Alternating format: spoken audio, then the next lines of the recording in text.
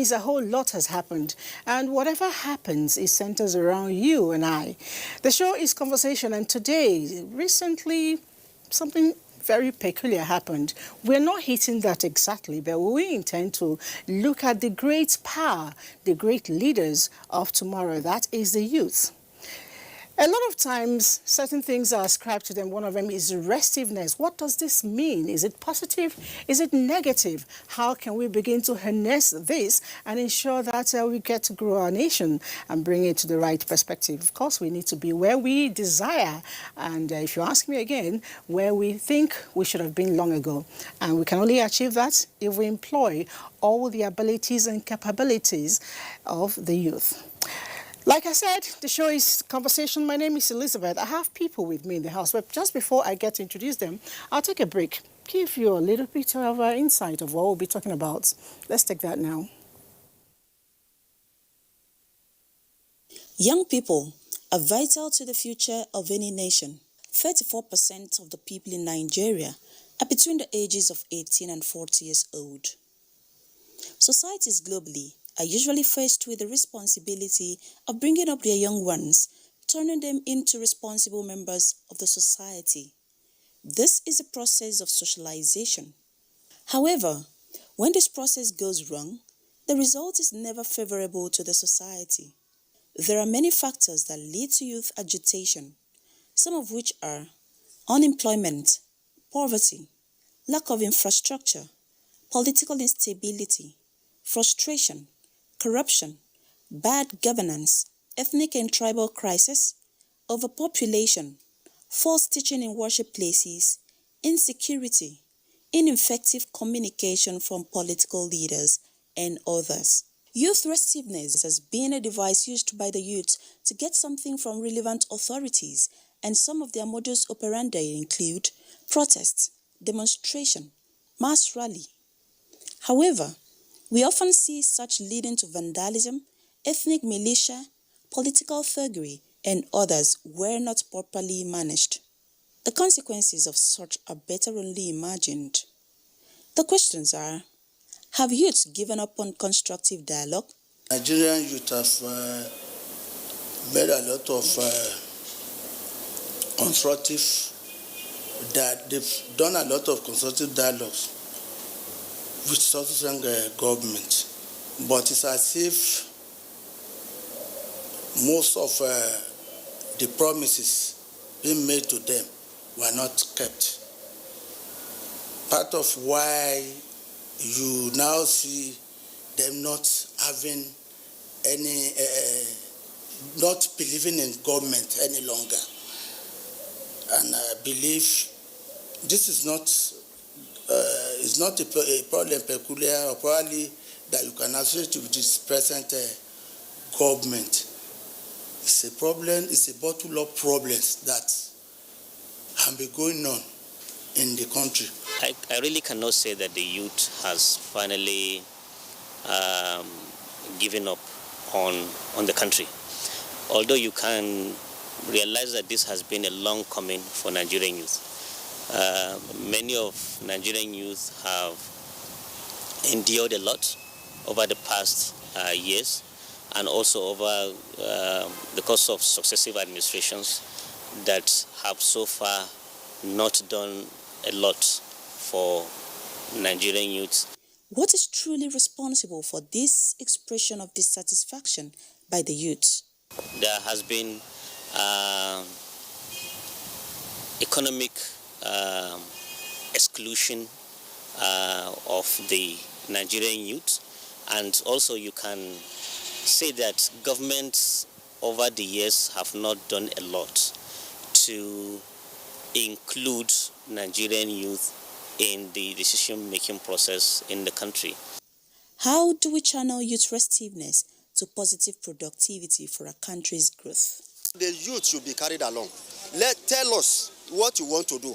Your project, what do you have? What is the government have in mind for the youth? In our country, our problem is that the elders, the men of yesterday, refuse to allow the young one to manifest.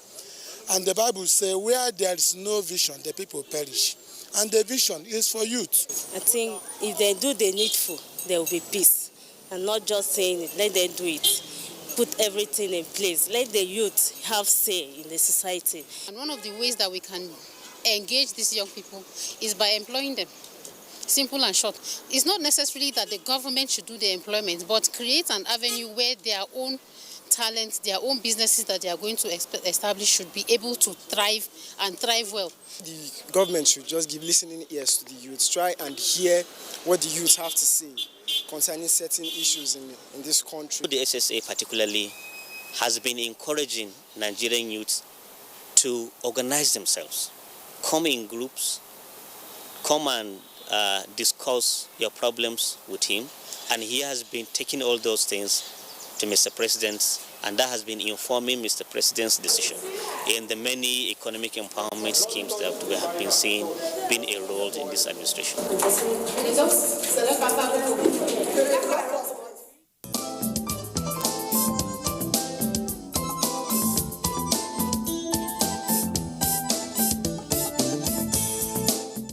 All right, and the show, like you know it is not an interview. It is not a question and answer. The only question and answer coming in, it's from you to us, of course, via our little piece device here. We'll be also participating. It is a discussion. It is a chat. It is a talk. So we are very relaxed. And one person cannot be talking to herself alone. So I have in the house. Let's start from here. Okay, and we allow you to introduce yourself too. Oh, my name is Chris Emeka Azubog. I am rep for Nnewi North, Nnewi South, and Ekusigo Fera constituency. I'm from Anambra State and a member of National Assembly. All right, okay, so there you have it. And I know that in his portfolio, he has a whole lot to do with the youth. So he will be giving us a lot of insights as to what to do and what not to do to ensure that, like the backgrounder said, we have positivity drawn out of youth restiveness. But before we actually came back during the little break, we were having a discussion as to who is a youth and who is not a youth. It has always been an issue. And you were telling me they're like 70-something%, 67%, and he said it was like working class people, people who are in active year. Like I always tell people, by document, I am not a youth when you count 1, 2, 3, 4 years. Yeah. But I know that by my mindset, I am not even up to a youth. So I'm like 16, 15. So, but whatever you place yourself, whatever you do with it, is still okay. But let's hear from the Honorable. What actually qualifies one to be a youth? From global classifications and even national classification of youths, some will say it is between the age of 18 and 35. Others will say between the age of 18 and 30. Or anybody less than 30, just 29, yeah. But in each category, because of the major challenges we're having in the country of not having what to call a reliable database or demography that will emanate from our proper records, people find it difficult, but you can do rough sample. If you do sampling, you can easily say that the youth constitute about 35 to 40% of the population, because you will not put the adolescents or the children that are involved in it, because there's 0 to 12, then you go to teen, that is 1 to 12 to 19, 13 to 19. 13 to 19 is teenage, but all of them, you have adolescents with it. But for youth, you call 18 to 30. So if you're looking at it, it's a very heavy, it tilts towards it because it's a very active age where a lot of people are at the verge of learning and a lot of other things are happening, where knowledge comes in and people are very active. And so, for a nation, that is a very strong aspect of their population. So, and you will do everything to manage the youthful age because they are transiting from childhood to adulthood. It's always an issue. A major if you have some of them at home, you know what I mean. And of course, all of us at a point where within that age where we needed to transit from this to that. Intentionally, I said that I am 15, 16, and always will be. Because the truth is, those category of people within the society, we really don't know where to fit them in. Sometimes we don't know if they're adults. Sometimes we don't know if they're actually very young people. And even them themselves, they are a bit confused because at a certain time, maybe in the morning, your mom is telling you, stop doing that thing. Don't you know you're an adult? And then as an adult, you dress up, you want to go, and you say, where do you think you're going to? Is it your age mates? Did you see your age mates then? It's kind of confusing. So I can't, you want to add something to that? No, for me, I think him stopping at 30 does not do this topic justice, because in my mind, I think there is young adults, youths, and all different categories. But if we are going by the number, I think up till 35, 37 should still be, in the category, as categorized as being a youth. Some people might extend it depending on whatever graph they want to use. But to be honest, I feel bad that him saying 30 to 35%, maybe 45% of the youth. The problem is Nigeria, we don't have an accurate database, like so we really cannot say. But my mind has always been, 72% of people in Nigeria are youth. But I mean, we are here to educate, we are here to have the conversation, so let's keep it rolling. The topic, youth restiveness, Auntie Lizzie. This is, I don't know if we have 1 hour to have this conversation because it's very long. For me, I don't know. I don't know what angle you are going to be coming from. I don't know what angle he's going to be coming from, but I'm going to come from the angle that we need to trace.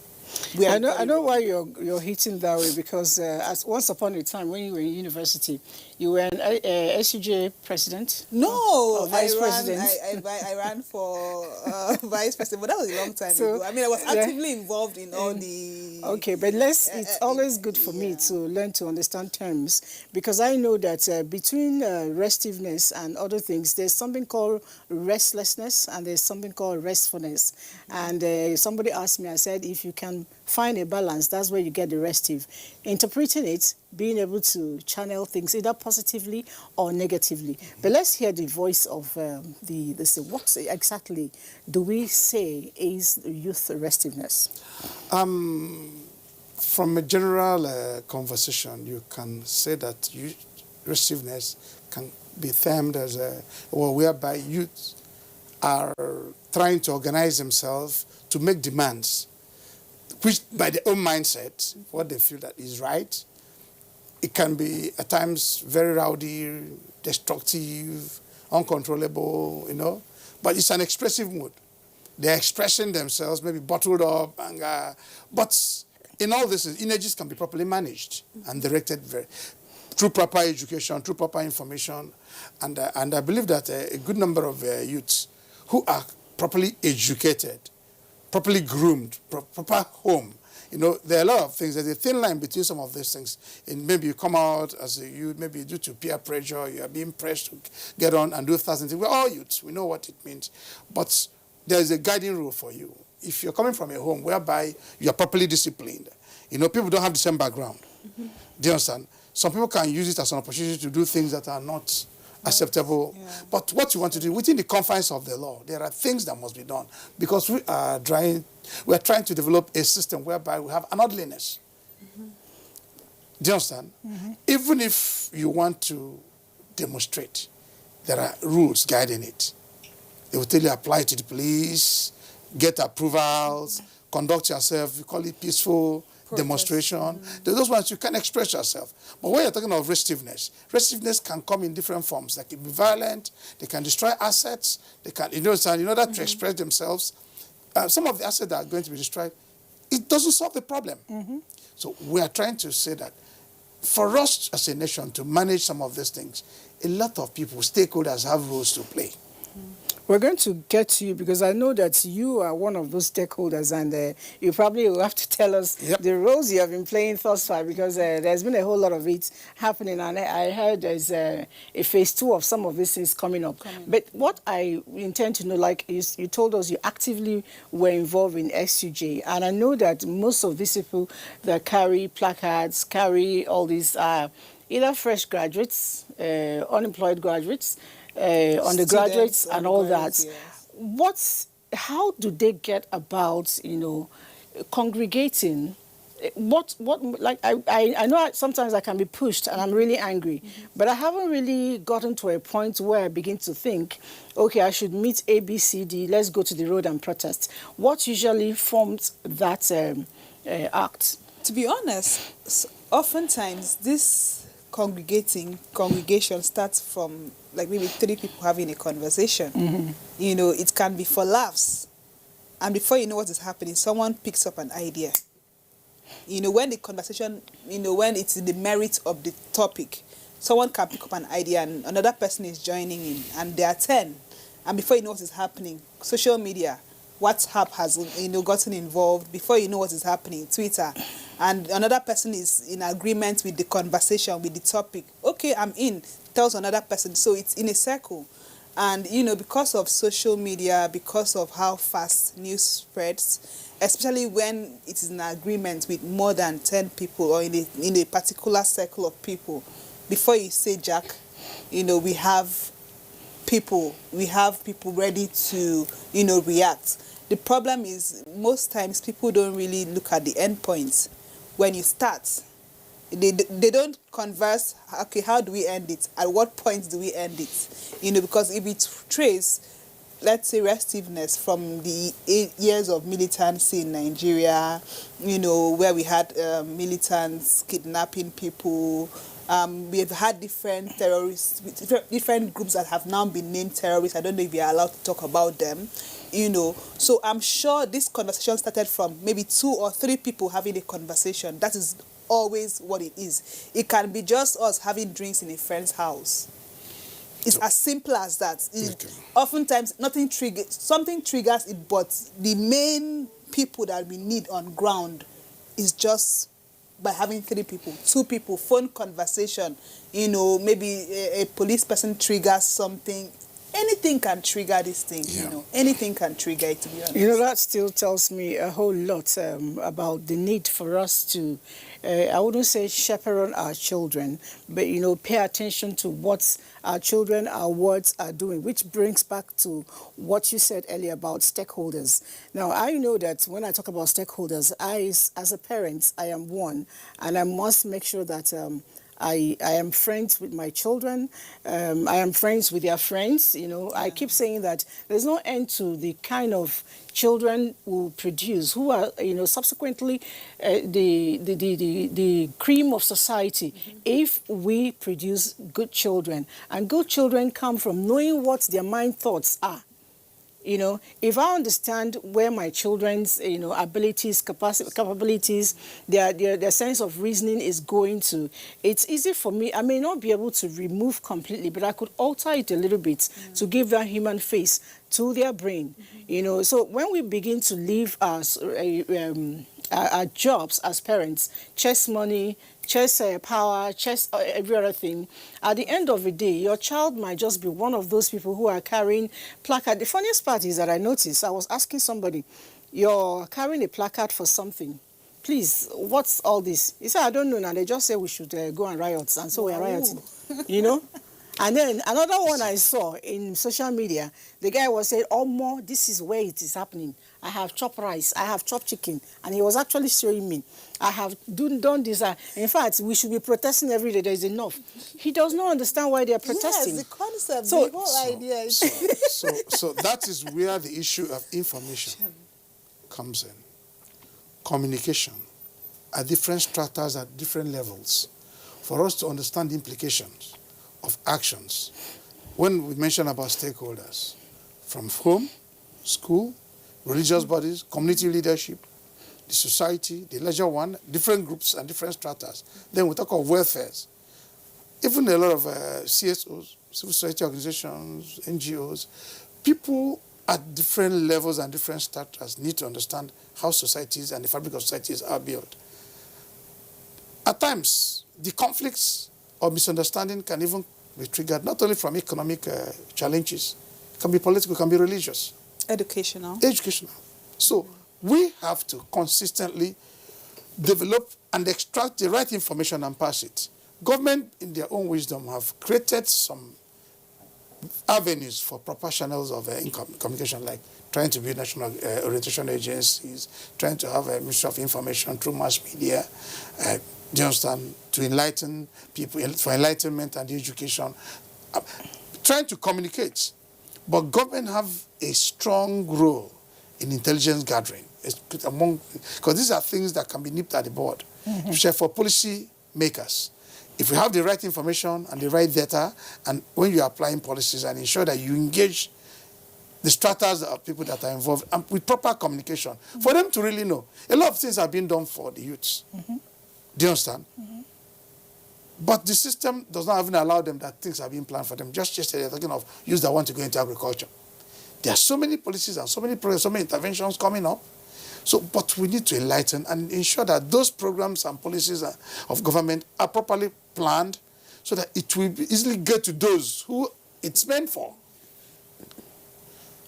You can hear people shout, oh, there's no... Yeah, over time, the rot in the system that have affected, because we can call it lack of unemployment, underemployment, bad governance, lack of infrastructure.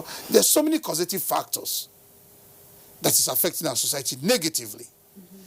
And these are things that are actually, even the content of our education, the quality of the needed skills that people have to have for them to be employable. A lot of people are graduates, but ask them, what can they do? The skills. They don't have the set skills that will help them to have life-sustaining jobs. So you need to retrain and retool them and re-equip them. Some of them, you need to even get people to understand that these are things, the choices they make.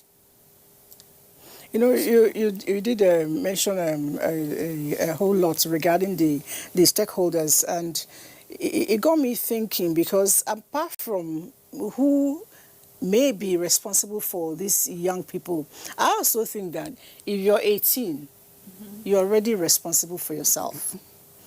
Do we have the kind of youth who understand? Everybody knows what is wrong and right. I mean, a child of 3 years, if I say don't do this, and he says, okay, Mom, if I leave the house and he's going there, if I come around, he's going to run away. Yeah. So how can we begin to awaken the conscience of the young people to understand? It is something that we need to do proper social reengineering from. Responsibility is everybody. That's our society. And I've mentioned what composes our society: the family, the school, the church, the community. Do you understand? The larger society, the larger states, local, everywhere. There are responsibilities by every person, but most of us have failed in it. Bulk person is not going to solve the problem from head to toe. Things have to be done the right way. Take, for instance, why can't somebody be restive when he will take an exam? Then somebody he knew very well, he performed better than will get the job or get the admission, and he will not get. It's very it's not pretty fair to them. So we need to look at our system. We have to start talking about social justice and equity, fairness. So there are things, the major fabric of our society that needs to be looked at. For me, I'm a lawmaker. I am driving for merit. And for me, I always tell you, it's time we do away with something like fairer character, so that people will know that if you work hard, you get the right things for you. Have a standard for everybody. When you have double standards, do you understand? You do pick and choose. You can enforce here, you won't enforce there. You use the same standard for everybody. You want to be a nation, every Nigerian citizen must be treated as one, equally, fairly. So that what we are saying is so that people do not feel that they are disadvantaged. These are some of the things that can prop up the restiveness in our community and society. So we are looking at the causative effects. It is general. People have responsibilities, both at the family level, at the larger community level. So you must take charge, take responsibility for actions. And there are consequences. You know that if there are no compliance, there are rules. We are governed by rules. If you don't act well, there are things that will affect you. So these are the things we are looking at, so that youth will know, even if you want to showcase that you're angry, there's a limit to which you can do that. You cannot exceed your rights. I think you are going by the books. I think you are going by the books. Let's go by, what we all see every day. I am not going to sit down here and, blame religion or blame parental upbringing for faults that largely the government contributes to. When I say I'm not going to blame religion is because which religion am I going to blame? Islam, Christianity, traditional religion. Every adult, every youth, every human being who has a religion knows that, okay, this is wrong, this is right. If your religion tells you slap this lady here, And as a human being, I'm like, what am I slapping the person for? If you cannot question, yourself, your intentions, if you cannot reason out of religion, then we already have a problem. For parental upbringing, I'm going to tell you as a fact that some of the, let's use the NSAS protests as an example. You see the hoodlums, that the aftermath of the NSAS protests, where the hoodlums went around stealing, cutting away palliatives and all that, whatever it is they decided to do. I've seen a lot of conversations saying, oh, people are hungry, oh, our thing, our this, our that, poverty, this, that. If you look at the number of people, the category of people that, made away with some of those things, it's not all of them that are not educated. It's not all of them that are hungry. Some of them just did it for the vibe of it, for the rush, So you wouldn't tell me that, okay, some people who went to take Indomie cannot afford that Indomie. They can afford it. Some people who went to, destroy properties cannot afford it. Some of them can afford it. So let's leave parental, all that. Let's talk about the government's role in, in ignoring some of the... I think you are missing it. How? Because you answer the questions yourself. But I'm saying that let us have a conversation about... No. You can't focus, because when you talk of government, we are all part of government. And every society deserves the government they have. Because it's the same society that produces the government you are talking about. Okay. So, excuse me, if you define your leadership enthronement process, those who are, by your values, societal values, you are talking of government. Nigerians are fond of blaming government for even responsibilities that they have to. Okay. So, excuse me, you take charge of your responsibilities. Let me tell you, you can afford, or your family can afford Indomie, but you went out because of the vibe of it, because of the hype of it. You took it away. Why take what you don't need? What I am saying, when I said government, so the question now is, why did we have those things there for that long? No, excuse me. If there are... you are talking of the same government that gave it to another level of government to give to people, and maybe they don't have the framework to share. There are things we need to find out. So you agree that there is a problem with communication, and there's a problem with people. You pick out, some gave, some did not. That's why for every action there must be consequences. Find out those who did not. So has anybody till date been called to book for that action? All right, excuse me, that question. You see the question. So people. Everybody is an armchair critic in the country. Passing the buck. Not the responsibilities for actions. Do you understand? Yes. So you can, let me tell you, if you want to follow it, there are set rules. If the person that was giving the items was giving directive on what to do and who to give it to, and he has not. Okay. So when you want to create framework, we wasn't in a hurry. When you want to do policy, there are things that are followed. Let me tell you, that's why we're talking of governance structure in the country. Okay. We have to look at it critically. For a system to work, you need to look at your processes and procedure. So when each time you blame, we are all part of it. Let me tell you, you say you will not blame church. Church have a great role to play in politics. You won't blame family and community and society. They have. Even the youths that are talking about, their own responsibilities are youths. When you query them, they are not doing it well.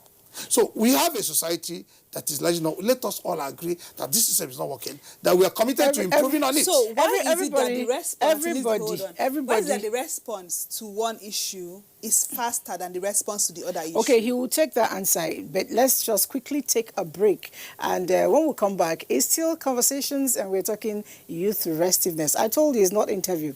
We are going to be interacting as the Spirit directs. And I know a whole lot of questions are in here. Once we return, we'll find a way of communicating and, of course, airing your own views. Let's take it. The counsel of our fathers. I believe we have fought one civil war too many in this country. So those who experience it will run away from it. Nigerian youths, let's build our nation together.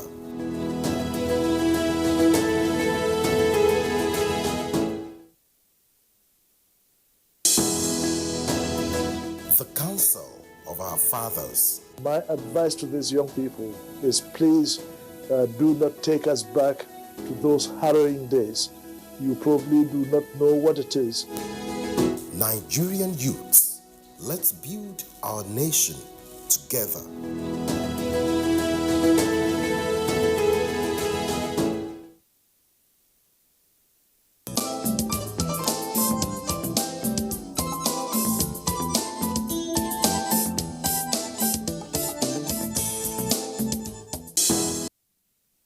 All right, I told you the show will still be on for a while, and it is conversation.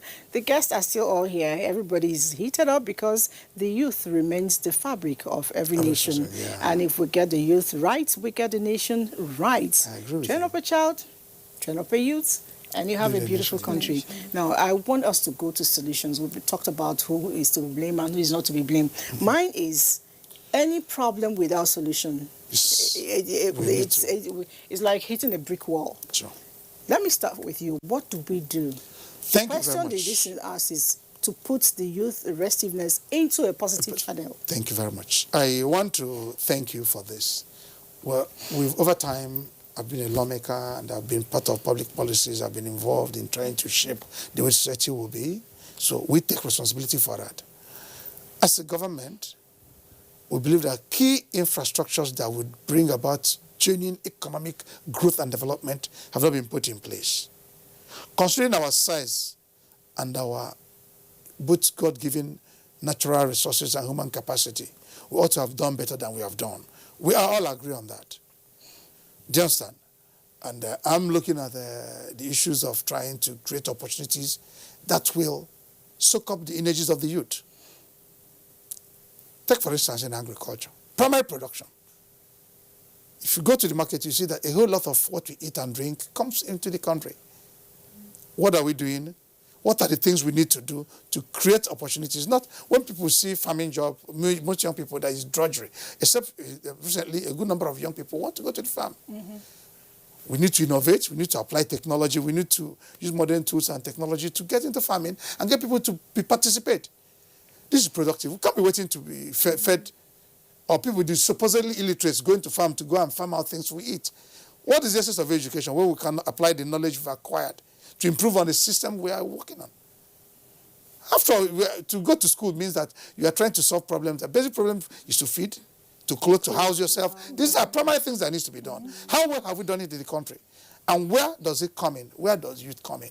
The youth, a law-abiding, well-groomed, well-trained youth that is in its productive age, has a lot to contribute to the future of a nation. So we need to prepare them. We can't say youth are the leaders of tomorrow or our future. Any nation that doesn't have a vibrant youth group doesn't have any future. Definitely. So what we are talking about is that let us all, that's why when you talk about, for you to transit from childhood to adolescence to become a youth, there's the family and the school have a lot of things. The environment society have a lot to shape and mold. And there are values you have, no matter what. People we are coming to genuinely express what is wrong with stars. But some other youths capitalize on it and engage in criminality. So there are differences between some of those. That's why I'm talking of the background.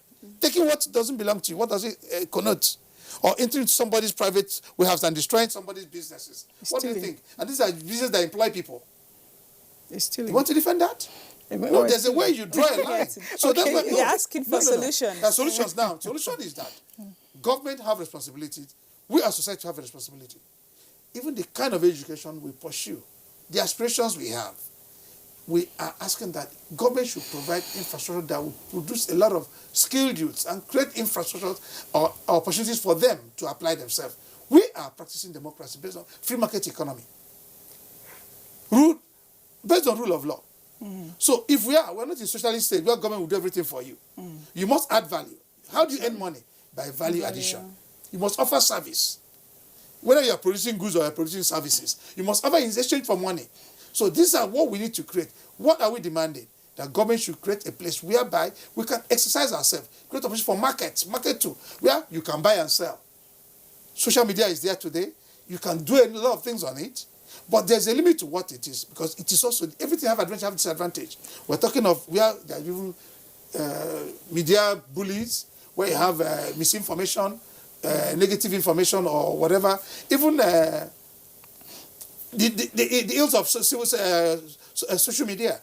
All right, Honorable. Fake news. Let's quickly take some participation. These are things we're looking Okay. So My name is Engineer. But what we need to do, basically, is that everybody must be willing to say they want to contribute, not defining. If you might want to be a medical doctor, a lawyer, but what is available now in nation building is that we need those who are going to dig up and build the walls, have coveralls, go to farm. You do that first. Okay. Let everybody come out. Do you understand? Wear a coverall, be ready to. If it is a scam job that is available for now, you do it. You can still get to where you're going to get to in life. So people cannot do pick and choose. So I think what you're basically saying is that our educational system should be intentional in creating skills. Because right now, do we even have an educational system? If ASU has been on strike in fact, let's leave that conversation. Let's leave that. It's a conversation for another time. But I think we should be intentional about creating skill sets for the jobs that are yet to come. Yes. Because right now, what we have, as you know, is not enough. You see, we have openings, we have new things, forex trading, we have even the beauty industry. You don't really go to the university to learn some of these things. So you have to. Can I tell you, there are general services that grow when economies are strong. Yeah, that's what I'm saying. So I'm talking of fundamentals. As a nation, we were talking of, do we have enough energy, power supply that will create opportunities for people to express themselves?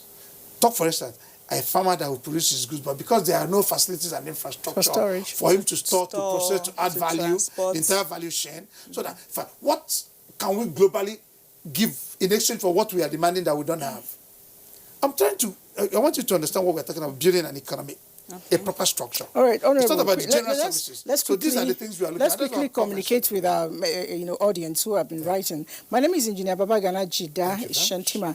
The main trajectory lies on lack of tenacity of purpose of not engaging into right thinking, hitherto of not engaging in skills and innovation, because an idle man is a devil's workshop. And it still goes back to what we've been saying. I sincerely want to, told his line, because I think still going back to what you mentioned about education, when we were younger, we were taught courses like philosophy and logic, logical thinking to be able to get things done. When I was also in primary school, I was also taught things like handiwork. Sure. And handiwork now is not the kind of handiwork we did back then. Sure. As a student, I did my handiwork. I was able to sew clothes. My day wear, my underwear, my bed sheets, which I used in my GS1 in school. Now, if I wanted, and of course I still do, I sew up until now, and I picked that up from that level. If I wanted to, and I didn't get a white-collar job, I could actually make money, doing this. And even today, the beauty industry, like you said, they make more money than civil servants. There's a lot of money in that industry. They make more money than civil servants. So it's skill sets. We should seriously He's looking at the larger scale, I'm looking at the individual, like the common man who doesn't have 1 million naira to invest into a large-scale agriculture. I'm looking at the person who does not have so much land space. You understand? Let's look at from the normal human, one person at a time. You can find someone, 30,000 naira, go and learn how to do this. 20,000, go and learn how to do this. And be productive. You don't need a shop. All you need is your phone to take pictures. All you need is social media. If we can engage people like that, but how do we empower these people? How do we get to them? Both government and individuals are doing a whole lot of that. We are talking of how do we drive a sustainable and reliable economy. Do you understand? Okay. Because when the bigger economy is affected, small services are impacted or affected negatively. That's what I'm saying. Okay. Do you understand? There are key things. Take, for instance, if you open a restaurant, you must be going to market shuttling every now and then when you don't have power source to preserve your food. You waste money. You waste money. So we're trying to, those things that will bring about efficiency, improve on our productivity. These are the demands we'll be looking at. How best can those things be done? I agree with you. There are small services, small skill sets that will get somebody productive, but somebody that wants to grow, Do you understand? Yeah. There are, when we talk of life-sustaining scale, there are something that at any particular point in time, you have different needs. That earning at that point might be sustaining you. You're earning 30, 50,000 naira a month, fine. But if as your family grows, your children wants to go to school, you need to have build a career over whatever you are doing. Is the system ready to absorb you? More population is coming in. And some of the skills you have today, by tomorrow, the way technology is evolving, becomes outdated. You need to update your skill, just upscale, and do. These are things we have to. And that's why the educational system have to. We want to embed in it ability for people to. So this is largely the government's problem and your problem. Okay, no, you are in the House of Reps. Society, no, when you are talking You are of the society, one in the House of Reps, so you will tell society, me what you have done. You are waiting for to society. make this you see better. the mistake you're making? You're calling House of Rep. There are 3 tiers of government with different responsibilities. Yes, I know. You've not talked of local government and their councillors. You've not talked of the state government and their state assemblies. You're talking of House of Federal government role is important. All right. The state government roles are also very important. Everybody's role is just important. I said, it's everybody. It's collective. So, I've never exonerated I know the that's National your Assembly. own role from I you. never Fine. did. We're having conversation. What somebody is Conversation. pointing out I'm here. not exonerating myself. Inclusiveness, sincerity, responsiveness, and responsibility of governance is the key to stemming youth restiveness. That's coming in from Macaulay, and this person didn't write his name. He said, "But good morning, my name is my name is Yaya. The point being made by the lady in the studio is a very good one. Please take note of it. Thank you very much." And we move on from that and take a little bit more before we get to. It says, in order to inculcate good morals and ethics in our students, in our children, religious bodies, parents, and school have a lot of vital role to play. That's a very lived one. I always believe. You know why I say this? My father was a strict disciplinarian, and I also went to a missionary school. Values. And I left school like how many years ago? Sometimes I tell people before Nigerian amalgamation, you know. And after that, up until now, before I do anything, my parents are late. I still want to think that Sandu Kwelezo will wake up wherever he is and give me a conk. You know, if it's possible. And I remember my principal, Sister Mary Ligore, her voice resonates in my brain when I want to do something that is wrong. So I still believe in the phrase that says, catch them young. If we're able to impact on our young people, positive thinking. Those days, my parents used to tell me, before you sleep, what did you do today? Do you earn your sleep? What can you say you merit this bed and pillowcase? I was just, my job there was just to read book. So if I haven't achieved much at the end of the day, my mom will send you back to the study room to go and study. Even if it's for you to read Eze Goes to School, 2 pages before you go and sleep. Yes. So that's, it wasn't like I needed to read that storybook. But I also needed, what she wanted me to, take out from there is discipline. Accountability, responsibility. So those are the things I carried on till now. You can't give me a task. And for me, impossibility is not in my dictionary, And I always believe that dialogue is always the key. I think that whatever protest we're doing, like you said when you started, you said it all starts with a discussion between 2 and 3 people. As long as I'm concerned, those 2-3 people are the leaders. And those 2-3 people must ensure that they find a way of coordinating that protest. I am not against protest. We all protest one way or the other. If we can't carry placard, we can protest by rejecting food. Yeah. I see husband and wife that used to, when the wife reject your money, the husband will reject. Reject your money. The husband will reject food. That's his own silent way of doing protest for the wife, And then the wife too, maybe that's nice, will go to sleep in the other room. So that's her own way of protest. Protests come in different form. But whatever form you choose, ensure that nothing is destroyed. Which is why even with to find the end violence. Exactly. Non-violent approach. Exactly. There are places you put across your information without. If you're talking of building infrastructure, government have failed. Largely, most of the challenge we're having is due to poor infrastructure. Then you're going to destroy the infrastructure the non-existent infrastructure. So where will you get the resources to replace it? And you deny yourself because you're asking for food, but you threw away the one that was available for you. So you can't eat your cake and have it. So you destroy what was already, the little that was already in place. You're not looking for money. As of today, Nigeria is borrowing to put infrastructure. Do you understand? So seeing somebody to come, an arsonist, thinking that that's a way to express him or herself, it's unacceptable. By destroying things, or destroying businesses that are employing people. You don't have job. Some people who already have job, so they can create opportunity for you. You destroy the business where they are employed, so they will now go back and join you. More people will not have job. So what we are trying to do is that we agree that things are not normal, but we have all have prices to pay for things to get normal. Trying to lay accusation or blaming or doing this and that. No, let's sit down and tell us the truth. We must make sure we're closing the gap. Fewer and fewer people are living in ostentatious life, just very verbose, expressive themselves, showcasing big lifestyle and everything that people are not exuberantly. Then a lot of other children are living in abject poverty. So the gap is too much. So, and these are things people see. That's why even homes, even when you think you are comfortable, you need to discipline your children. They do not unnecessarily showcase wealth. Because it can provoke people. And when the society start agitating, you don't know who it touches. So you cannot. So there must be discipline.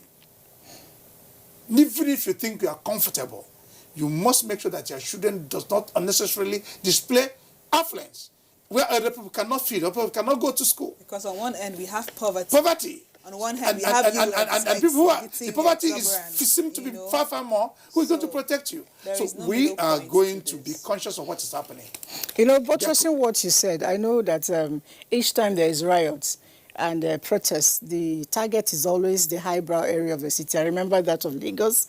Mushin was not attacked, but we know the places that were attacked. The same thing with this place. But somebody is telling us, Hezekiah says, a country without electricity can never grow. I think that's what he was saying.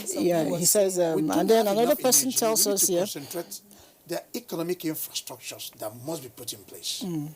These are things that will improve on lifestyle. You can earn money. But if there are no infrastructure that will help you to conserve and efficiently manage the money you have, you can't grow. We are looking at what you're paying for fuel, what you're paying for energy, what you're paying for. These are things. When you want to measure growth, you don't measure growth by how much money you have. We are taking a Human Development Index.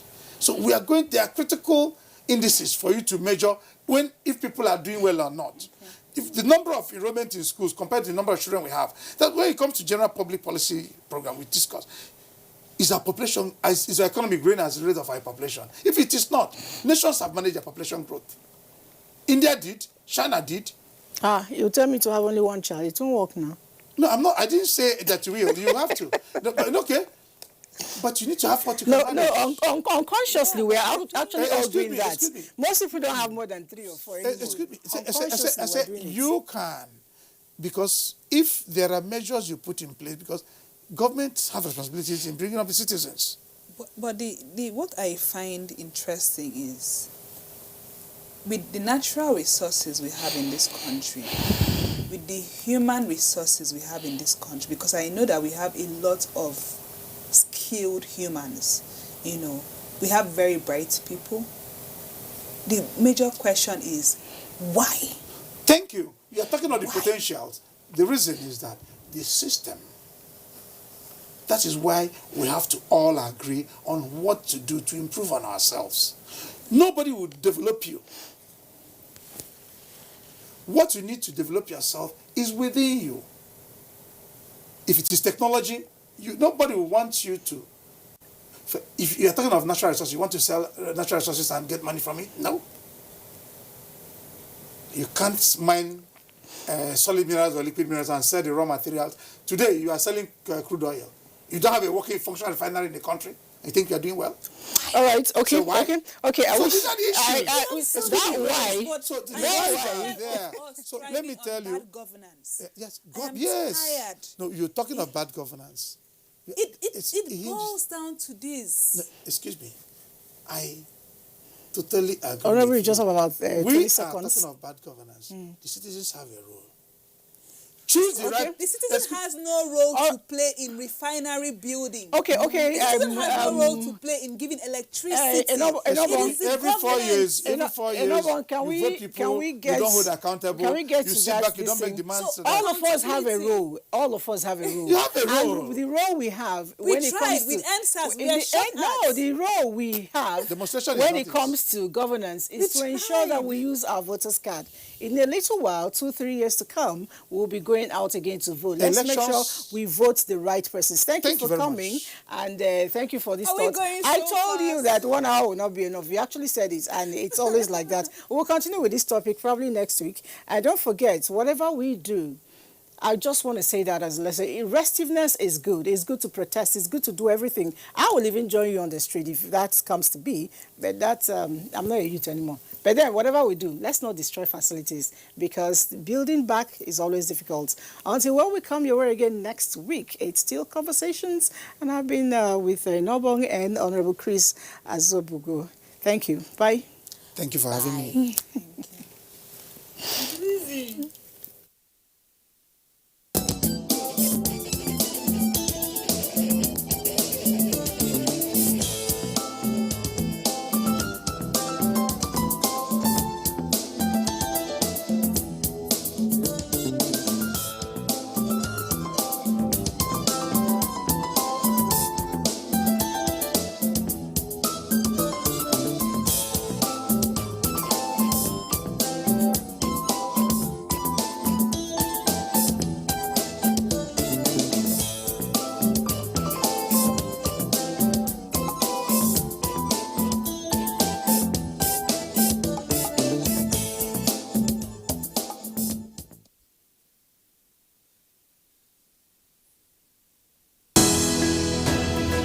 The counsel of our fathers.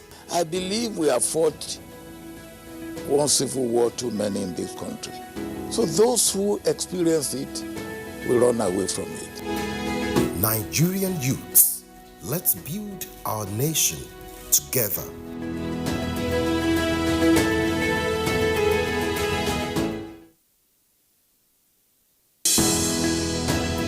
Dialogue, empathy, love and unity.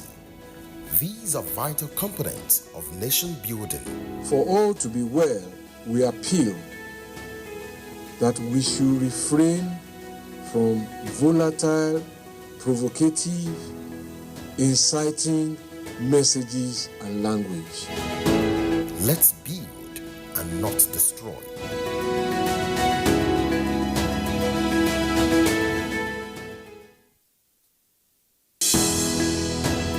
Dialogue, empathy, love and unity. These are vital components of nation building. We have lived in harmony with the Igbos, with the Hausas, with the Edo. Everybody that comes to this state, we have lived in harmony. Because we believe in the unity of this country. We call for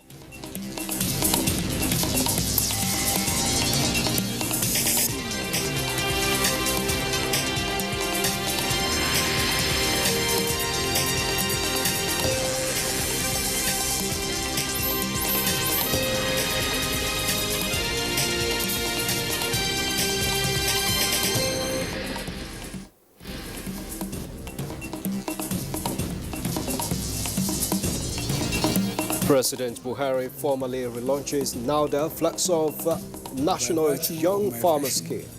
And desire for agriculture, and also as a farmer myself, I am directly supervising NAUDA.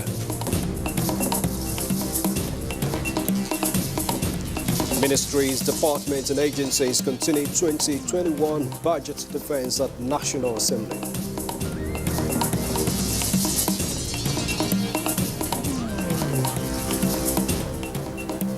United Nations reiterates commitment to resettle internally displaced persons. But that also requires support, and that support needs to come in terms of security.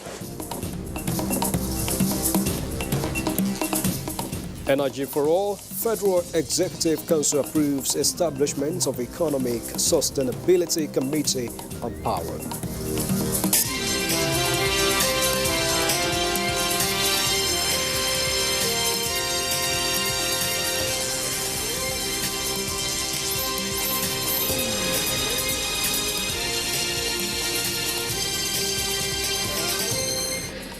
Hello, welcome to Vanessa 10 on the network service of the NTA. I am Musbat and Wahab.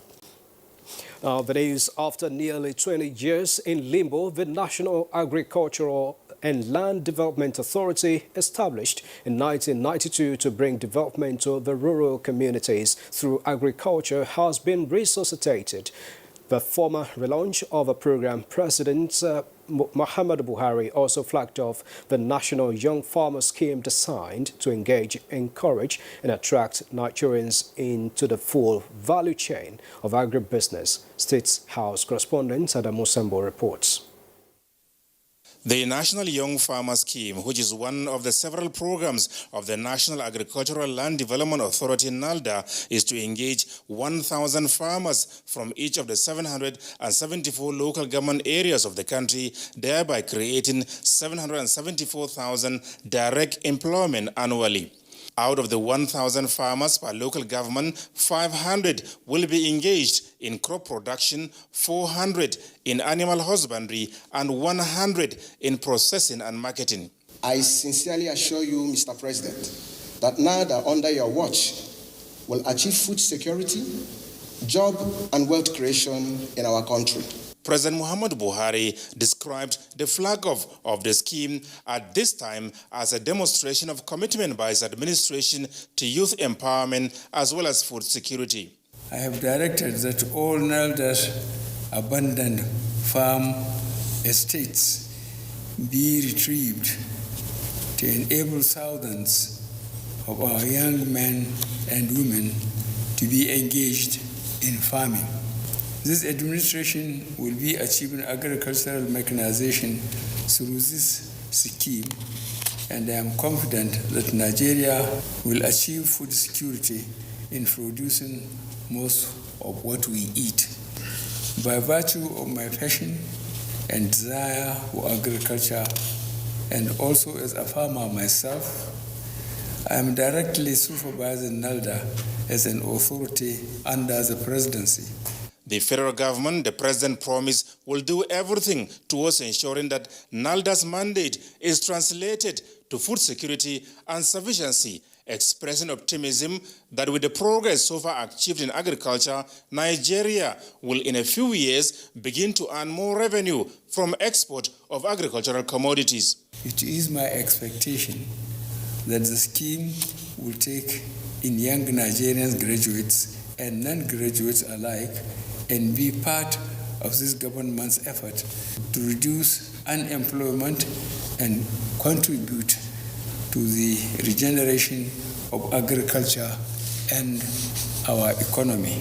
I charge the Executive Secretary, CEO of NALDA, and his team to continue to live up to expectations and know that communities around the country are looking forward to their positive presence in all localities. At the remarkable event, various stakeholders delivered goodwill messages, including Fatima Usman Musa from the Area 1 Durumi IDP camp, representing the young farmers. Thank you for bringing back NALDA. We cannot continue to doubt, criticize and dislocate government reforms and efforts to create a better life for the citizens.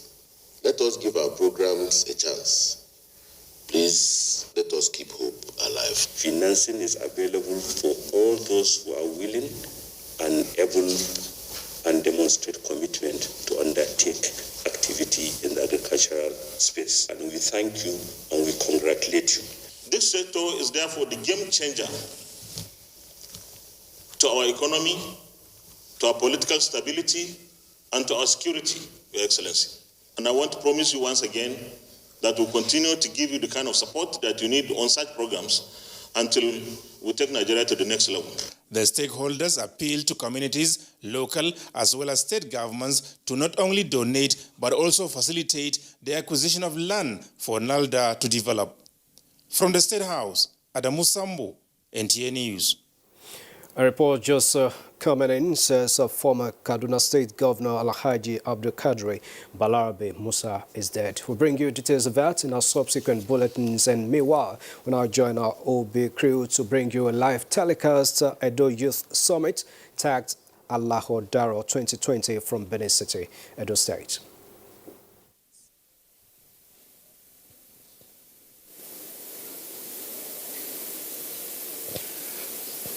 Okay, so you just read the question and answer with the colors. Which of the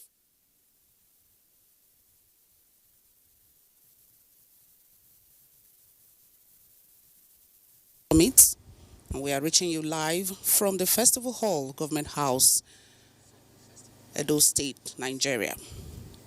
It is Alaho Daro 2020, the Edo Youth Summit, and it is the 4th edition with the theme, Youth and the Mega Agenda.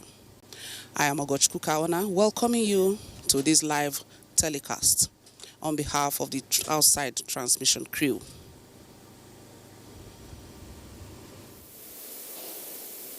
What year did the Alaho Daro Summit start? 2018, 2017, 2016, and 2019. Okay, we have a couple of people who are still feeling it. Okay, nice. Continue, please. Oh, somebody else has stopped. All right, next question.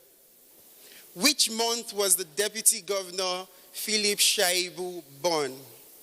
January, July, December, May. Okay. Are you having fun? All right, so, somebody else just came top. Next question, please. What is the theme of last year's Alaho Daro Summit? Building sustainable future for Edo, our youth and the mega agenda, envisioning the future and Edo of our dreams, investing in our people. Okay, people are already answering. 52 answers already. Okay. Wow. Okay, the next question. Oh, Stan is still topping this. Next question, the last question. The Dash is a fully serviced factory space, providing an enabling environment for artisans and entrepreneurs. Edo Jobs, Edo Production Center, Edo Beats, Edo Innovates. 46, 48, 50, okay. The one answer, 55, 56.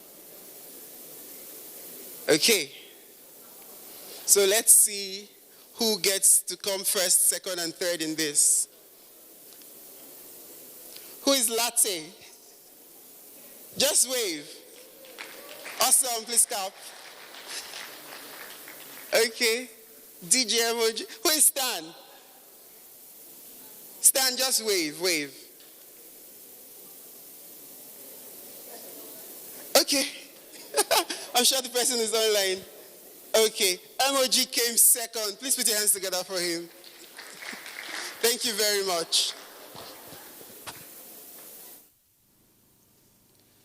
At this point, the youths are being engaged in a quiz competition where questions are being asked and expectedly answers are being given. And of course, maybe there may be prizes. All right, it is one of the series of events to mark this year's Alaho Daro Investment Summit. It is the 4th in the series, as I've already indicated.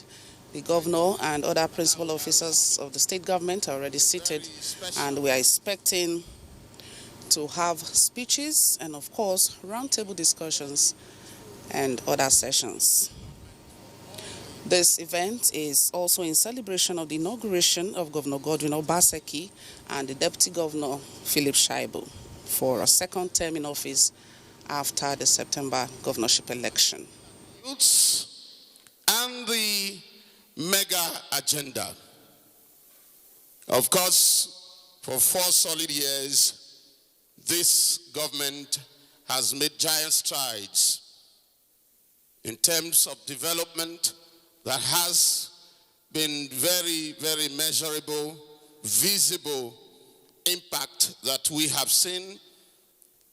And the youths, Your Excellency, have never had it so good. the opportunities that you and your government has provided and has continued to provide for Edo youths. We are grateful. And so today, this summit will be expanding on that and, of course, providing us information and discussions that will go on to create and expose opportunities to young people on how they can really be part of the mega agenda, making Edo great again. And so, Your Excellency, we are ready. We have the representatives of various youth groups here.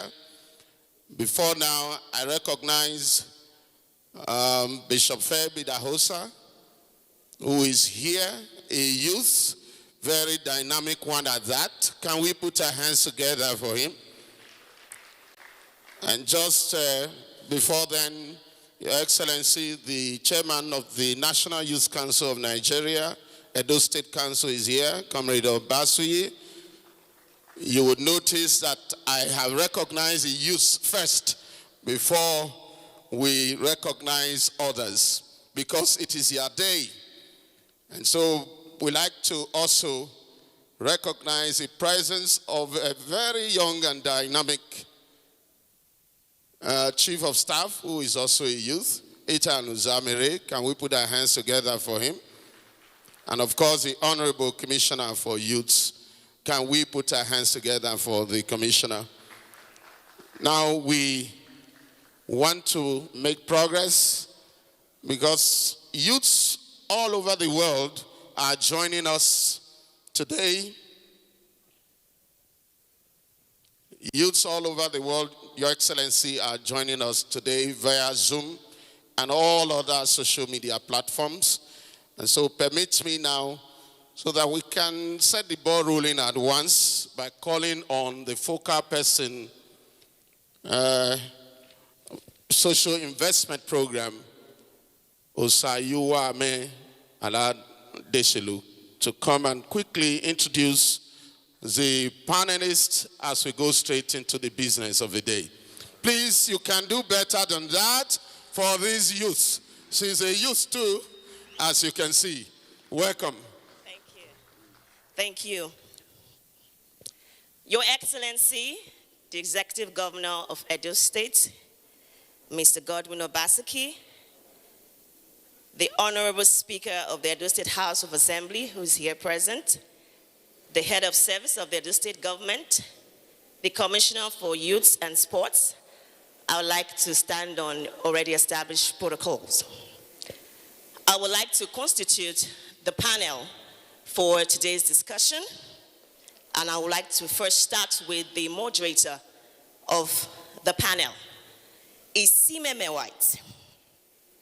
Isimeme White is an accomplished, passionate, and dedicated senior consultant and advocate of human rights, especially women's rights, skills and entrepreneurship development, and a strong advocate against human trafficking and irregular migration, with over 18 years extensive experience in government and NGO partnerships, community advocacy and engagement, project management, case crisis management, research monitoring and evaluation, counseling, as well as institutions and community-based organizations that provide service to young people.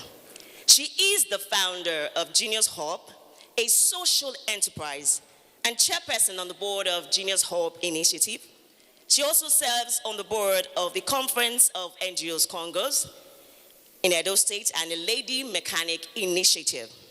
She has worked on several projects funded by the UK Cabinet Office, DFID, which is now called the Foreign, Commonwealth and Development Office.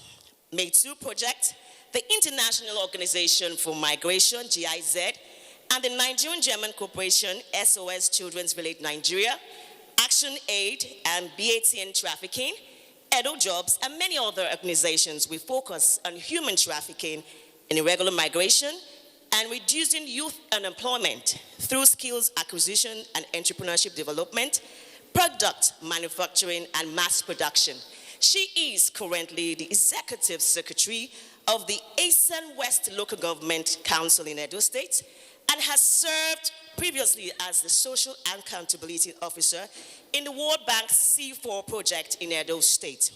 She has also served in the Edo State government as Senior Special Assistant on World Bank matters and Special Assistant on NGOs. She is the initiator of several youth-focused volunteer initiatives and programs and was a youth ambassador for the British Council's Belongings African Project in 2007. Isimeme is a graduate of the prestigious University of Benin and has a diploma in monitoring and evaluation from Ripple International in the UK and a certificate in project management from the University of Washington. Ladies and gentlemen, please welcome on stage Isimeme White.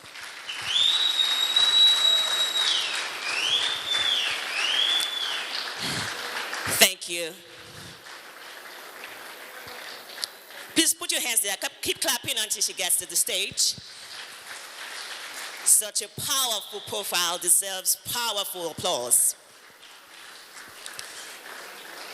You're welcome, Ma. The next panelist is Udame Ilevauj. Udame is the head of Tracker, a community tracking platform developed by Budget Foundation in 2014. In his role, he engages with citizens to create empowerment programs that allow communities in Nigeria to tackle ownership of government projects executed with public funds. He has worked on several projects funded by Open Society Initiatives for West Africa, OSIWA, UNDEF, MAP, Folk Foundation, and Omidad Networks to improve citizens' access to government and drive reforms in key government institutions and federal and state levels.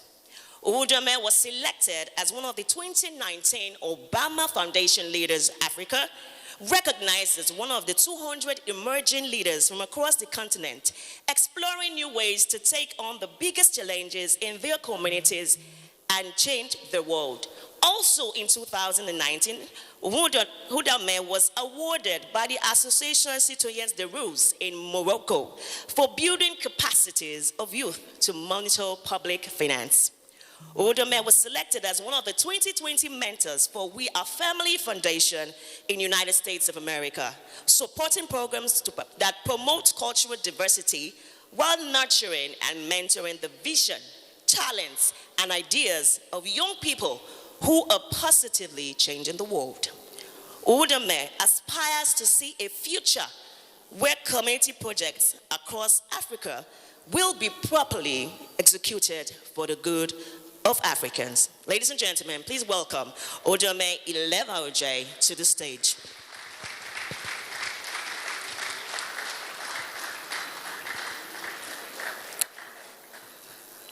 Next on my list is Irogama Oboforibo.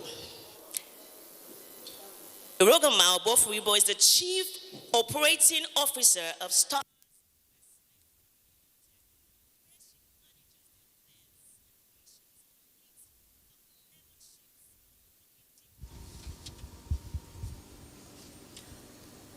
The panel of panelists being constituted there, and we're expecting to have discussions on getting in the driver's seats, how youths can transform passion to political powers.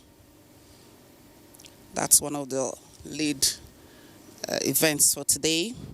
Also, there will be your role in the mega vision to be taken in a fireside chat with His Excellency, Mr. Governor Godwin Obaseki.